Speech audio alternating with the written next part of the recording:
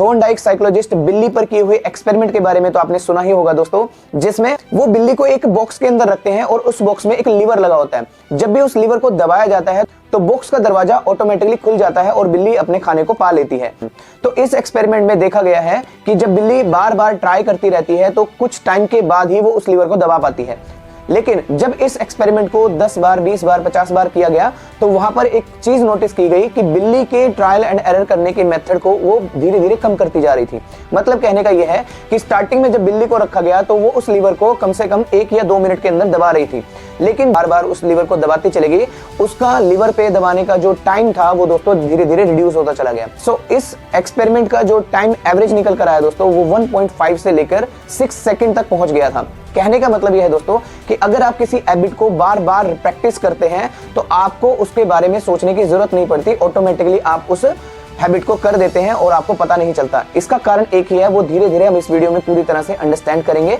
तो चलिए स्टार्ट करते। इस एक्सपेरिमेंट का जो कंक्लूजन निकल कर आया दोस्तों वो ये था कि जब आप किसी हैबिट को बार बार दोहराते हैं तो वो सेल्फ रेगुलेट होनी स्टार्ट हो जाती है और ये प्रोसेस आपके ट्रायल और एरर मेथड को फॉलो करके होता है। मतलब ये एक लूप में काम करता है। ओवरऑल ह्यूमन बिहेवियर इसी फीडबैक लूप में काम करता है, जिसमें सबसे पहले वो ट्राई करता है, उसके बाद फेल होता है, फिर वो लर्न करता है, उसके बाद उसी काम को वो डिफरेंट तरीके से करने की कोशिश करता है। तो यही फीडबैक लूप आप और मैं, हम सभी ट्राई करते हैं अगर आप इसको ध्यान से फॉलो अप करें। कैसे करते हैं उसको हम आगे समझते हैं। जब हम किसी हैबिट को बार बार प्रैक्टिस करते रहते हैं तो उसके अंदर से सारी वेस्ट और यूजलेस चीजें बाहर निकल जाती हैं और सिर्फ जो पॉजिटिव एफर्ट्स होते हैं हम डायरेक्ट उसी के ऊपर जंप करना स्टार्ट कर देते हैं। जैसे बिल्ली के केस में था, बिल्ली स्टार्टिंग में ट्रायल एंड एरर मेथड को फॉलो कर रही थी, लेकिन जब उसने ये चीज सीख ली तो वहां पर उसका जो टाइम ड्यूरेशन था लीवर को दबाने का वो बहुत ही कम हो गया दोस्तों।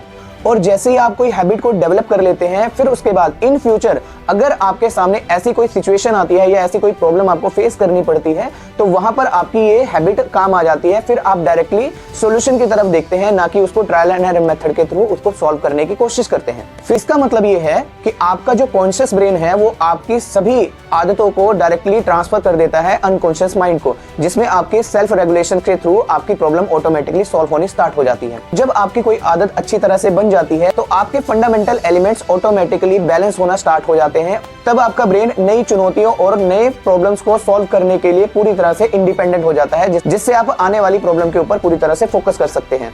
आज की आदत बना लेने से आपके फ्यूचर में आने वाली नई चीजों के बारे में आप और ज्यादा क्रिएटिव तरीके से सोच सकते हैं और उसके लिए आप पूरी तरह से इंडिपेंडेंट होते हैं जो आप एक्चुअली में करना चाहते हैं। दोस्तों अब हम बात करते हैं कि कौन से हैबिट्स के वो फीडबैक लूप्स होते हैं जिससे हमें पता चलता है कि हमारी हैबिट जो है वो डेवलप हो चुकी है।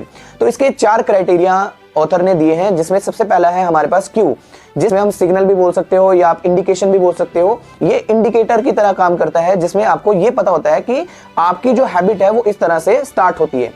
फॉर एग्जाम्पल कि अगर आप सिगरेट पीते हैं और सिगरेट पीते हुए किसी व्यक्ति को आप देखते हैं तो तुरंत ही आपके माइंड को एक सिग्नल जाता है कि आपको भी सिगरेट पीनी है। इसी तरह तो जैसे मेरी हैबिट है सुबह सुबह जैसे ही मैं उठता हूं तो सुबह उठने के साथ ही मैं गर्म पानी पीता हूं, तो ये मेरी हैबिट में डेवलप हो चुका है, जिसको मैं अप्रोक्स 15 ईयर से लगातार कंटिन्यूअसली प्रैक्टिस कर रहा हूं। तो कहने का मतलब यह है कि मेरे उठने के साथ ही मेरे माइंड को एक सिग्नल जाता है कि मुझे अब गर्म पानी पीना है, सिंपल सा।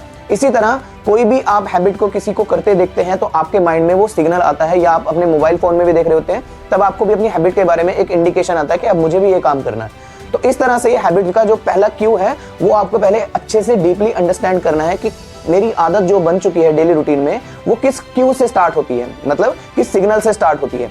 उसके बाद नेक्स्ट आता है आपके पास क्रेविंग। क्रेविंग मतलब ललक पैदा हो जाती है उसको करने की। धीरे धीरे आपका माइंडसेट भी उसी तरह के हार्मोन्स को क्रिएट करना स्टार्ट कर देता है कि जब आपको वो काम करना है, और करने के बाद आप उसके ऊपर क्या करते हैं, रिएक्ट करते हैं, मतलब आप उसके ऊपर रिस्पॉन्स देते हैं। रिस्पॉन्स का मतलब है कि सुबह उठने के बाद जैसे मुझे पानी पीना है तो मैं तुरंत उठता हूं और उठने के बाद अपने किचन में जाकर पानी को गर्म करता हूं और गर्म करने के बाद तुरंत ही पानी पी लेता हूं, और लास्ट में मुझे क्या मिलता है, रिवॉर्ड मिलता है।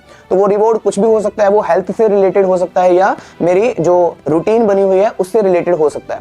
तो कहने का मतलब है हम इस 4 क्राइटेरिया को फॉलो करते हैं। इस फील्ड किसी हैबिट को अगर आप डेवलप करना चाहते हैं तो इसी 4 क्राइटेरिया को आपको फुलफिल करना होता है। इसमें सबसे पहले सिग्नल और आपकी जो क्रेविंग है ये आपकी प्रॉब्लम फेसिंग के अंदर आती है। मतलब आप कोई हैबिट को डेवलप करना चाहते हैं तो सबसे पहले आपको प्रॉब्लमेटिक फेज को पार करना होगा, उसके बाद आप उसके जो सॉल्यूशन फेज होता है जिसमें आपके रिवॉर्ड्स और अवार्ड्स आते हैं, ठीक है, ये आपके प्रॉब्लम सॉल्विंग शो करता है। तो कहने का मतलब यह है कि अगर आपको कोई हैबिट न्यू डेवलप करनी है तो सबसे पहले आपको उसका जो सिग्नल है उसको आइडेंटिफाई करना होगा, उसके बाद ही आप हैबिट को डेवलप कर सकते हैं।